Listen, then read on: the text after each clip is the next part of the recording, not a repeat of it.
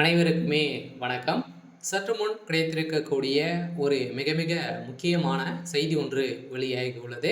சற்று முன் ஸ்டாலின் கதை முடிந்தது, நீதிபதி பரபரப்பு தீர்ப்பு, அதிரடி கைது, இது மாதிரி பார்த்தீங்கன்னா செய்திகள் வெளியாயிருக்கு.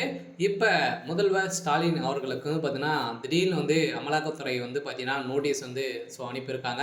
ஸோ இதன் அடிப்படையில் தான் பார்த்தீங்கன்னா அதிரடியாக முதல்வர் ஸ்டாலின் அவர்கள் பார்த்தீங்கன்னா கைது செய்யப்படலாம் அப்படின்ற மாதிரி ஒரு இன்று காலையிலே பரபரப்பை கிளப்பியிருக்கு. எதனால் முதல்வர் ஸ்டாலின் அவர்கள் என்ன செஞ்சுருக்காரு அப்படின்னா, ஸோ அனைவருக்குமே தெரியும். இப்போ பார்த்தீங்கன்னா வருகின்ற சட்டமன்ற தேர்தல் வரப்போகுது.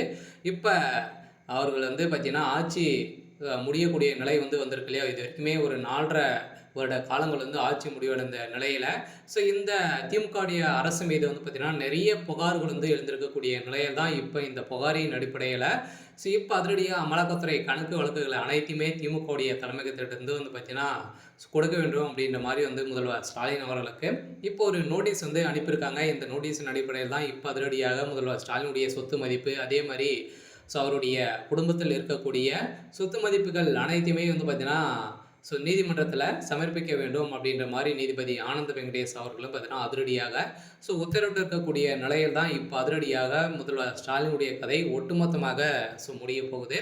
ஸோ இதை பற்றி இந்த வீடியோவில் நம்ம முழுமையாக பார்க்கலாம். ஸோ அதுக்கு முன்னாடி நம்ம சேனலுக்கு இப்போ தான் நீங்கள் முதல் முறையாக வந்திருக்கீங்க அப்படின்னா மறக்காமல் நம்மளுடைய சேனலை சப்ஸ்கிரைப் பண்ணி சப்போர்ட் பண்ணுங்கள். ஸோ வாங்க வீடியோக்குள்ளே போகலாம். ஸோ பார்த்தீங்கன்னா அனைவருக்குமே தெரியும், இப்போ திமுகவுடைய ஆட்சி இறுதி கட்டத்துக்கு வந்துடுச்சு இல்லையா? இது வரைக்குமே 4.5 வருட காலங்கள் முடிஞ்சிடுச்சு.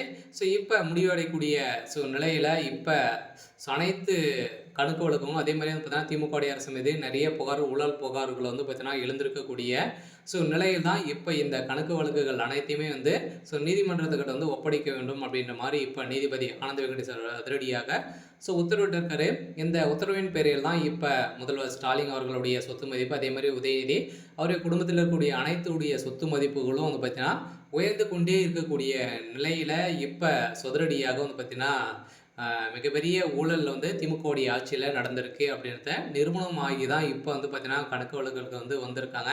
இப்போ முதல்வர் ஸ்டாலின் அவருக்கு திமுகவுடைய தலைமையகத்துக்கு